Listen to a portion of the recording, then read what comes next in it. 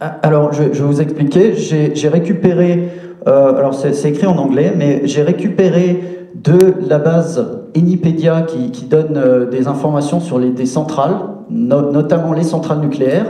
J'ai récupéré leur identifiant, leur description, leur géolocalisation qui est disponible, et j'ai ensuite recoupé cette information avec des informations de DBpedia qui donnent aussi la géolocalisation de certains lieux, sites d'intérêt, etc.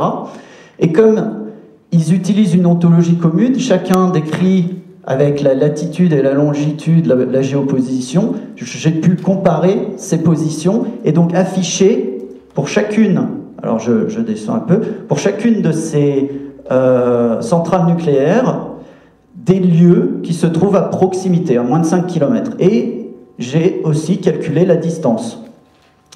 Et bon, on peut imaginer un journaliste, par exemple, qui fait ce genre de choses, qui a envie d'avoir ces informations, qui remarque qu'il y a certaines écoles qui sont à proximité de centrales nucléaires, voire même un hôpital, je ne sais plus où.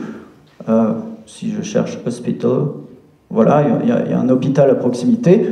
Ça peut intéresser certaines personnes.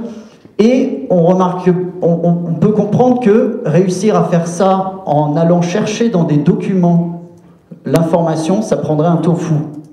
J'aurais besoin de trouver quelque part la géolocalisation de toutes les centrales nucléaires. J'aurais besoin d'aller chercher dans Wikipédia à peu près, de parcourir tout Wikipédia pour trouver où sont placés les sites d'intérêt, voir s'ils sont bien à proximité. Et là, je l'ai fait en très peu de temps, en quelques heures de codage, et avec 60 lignes de code, j'obtiens cette information et je l'agrège à ma façon sur ma page web. Donc, je reviens à la présentation et un petit bilan.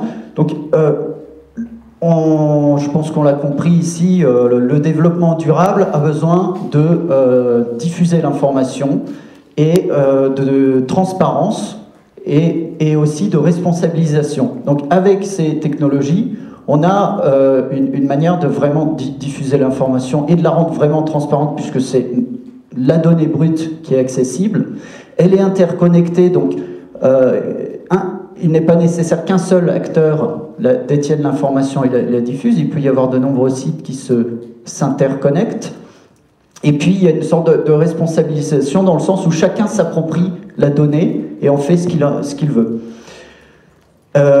Et donc, ce type de technologie permet de multiplier les informations disponibles et de s'approprier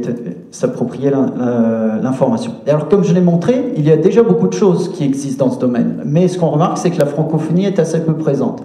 Et pour être à la pointe, pour être à jour, il faudrait que la francophonie s'y mette pour ne pas prendre du retard par rapport à, notamment les Allemands commencent aussi à diffuser ce genre d'informations, les hispanophones également. Et comme je l'ai dit, pour savoir quelle requête poser pour interroger ces deux systèmes différents, quelle requête faire, j'ai dû quand même un peu explorer les données et savoir quelles ontologies, quels termes ils utilisaient. Si on veut diffuser des données ouvertes et liées pour le développement durable, l'une des tâches qu'il faudra réaliser, c'est la construction d'une ontologie. Et ça ne se fait pas automatiquement, il faut travailler, il faut arriver à un consensus. Voilà.